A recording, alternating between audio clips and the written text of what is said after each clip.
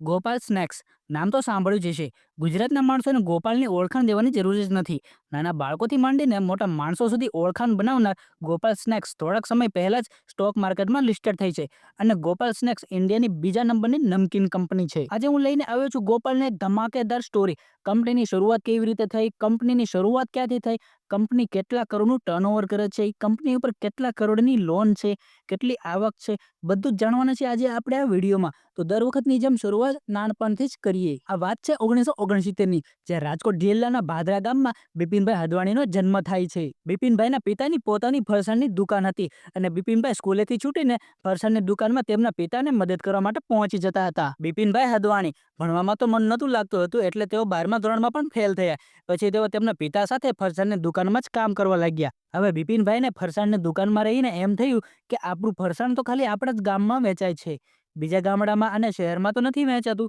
આવી રીતે બિપિનભાઈને પોતાનું ફરસાણ બીજા ગામડામાં અને શહેરોમાં વેચવાનો વિચાર આવ્યો અને આવી રીતે બિપિનભાઈ સાયકલમાં પોતાનું ફરસાણ લઈને આજુબાજુના ગામડામાં પણ વેચવા લાગ્યા. હવે આજુબાજુના ગામડામાં ફરસાણ વેચવાના કારણે બિપિનભાઈને રાજકોટ જઈને ફરસાણ વેચવાનો વિચાર આવ્યો અને એના માટે બિપિનભાઈના પિતાએ તેમને 4,500 રૂપિયા આપ્યા. બિપિનભાઈએ તેમના કુટુંબી ભાઈ સાથે 4,500 રૂપિયામાં બિઝનેસ શરૂ કર્યો અને ધીરે ધીરે આવક પણ વધવા લાગી. કુટુંબી ભાઈ સાથે 4 વર્ષ સુધી ધંધો કર્યા પછી બંને વચ્ચે ઝઘડો થયો તો બિપિનભાઈ અને તેમના કુટુંબી ભાઈ બંને અલગ થઈ ગયા અને અલગ થયા પછી બિપિનભાઈએ પોતાની ફેમિલી સાથે મળીને 1994માં ગોપાલ સ્નેક્સ નમકીનની શરૂઆત કરી. 1994 થી 1998 સુધી બિપિનભાઈ માર્કેટને ઓળખવામાં, સમજવામાં, માર્કેટમાં શું ચાલે છે, માણસોને શું ગમે છે, કેવી રીતે ડિસ્ટ્રીબ્યુશન વધારવો, કેવી રીતે ડીલર ગોતવા, માણસો કેવું ખાવાનું પસંદ કરે છે, 4 વર્ષ બધું જાણવામાં, સમજવામાં લગાવી દીધા હતા.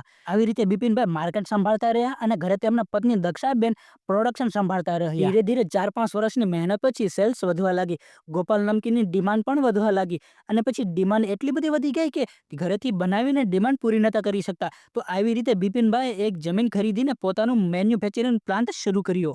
બિપિનભાઈએ પોતાનું મેન્યુફેક્ચરિંગ પ્લાન્ટ તો શરૂ કરી નાખ્યો, પણ આ એમની બહુ મોટી ભૂલ સાબિત થઈ, કેમ કે તેમને પોતાની કંપનીનો પ્લાન્ટ શહેરની બહાર શરૂ કર્યો હતો. એમાં માલ સામાનને લાવવા લઈ જવામાં બહુ જ ખર્ચો થતો હતો. માલ ટાઈમ પર સપ્લાય ન થવાના કારણે બિપિનભાઈએ 10 વર્ષ સુધી આ પ્લાન્ટને જેમ તેમ શરૂ રાખ્યો અને છેલ્લે કંપની પર લોન વધી જવાના કારણે પહેલો પ્લાન્ટ બંધ કર્યો. 2008માં ગોપાલ નમકીનનો બીજો પ્લાન્ટ શરૂ કર્યો હતો. 2012 સુધીમાં કંપની 100 કરોડની કમાણી સુધી પહોંચી ગઈ હતી અને આવી રીતે ગોપાલ નમકીન અને સ્નેક્સમાં વધારો થવા લાગ્યો.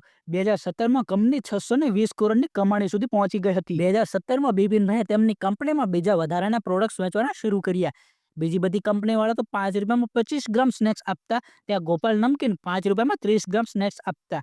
લોકડાઉનના સમયે અલગ અલગ જગ્યાથી પ્રેશર આવવાના કારણે ગોપાલ નમકીનમાં પણ 5 ગ્રામનો ઘટાડો થઈ ગયો. આ ઘટાડાના કારણે ગોપાલ 2023માં 1400 કરોડનો આંકડો પાર કરી નાખ્યો હતો. ગોપાલ સ્નેક્સમાં સૌથી વધારે વેચાતો પ્રોડક્ટ છે ગાંઠિયા, જે ગુજરાતમાં 31% વધારો કરે છે. બીજો પ્રોડક્ટ છે ગોપાલના વાટકા નામથી ઓળખાતા નમકીન. આજના સમયમાં ગોપાલ 5,000 કરોડથી પણ વધારે માર્કેટ શેર કરે છે.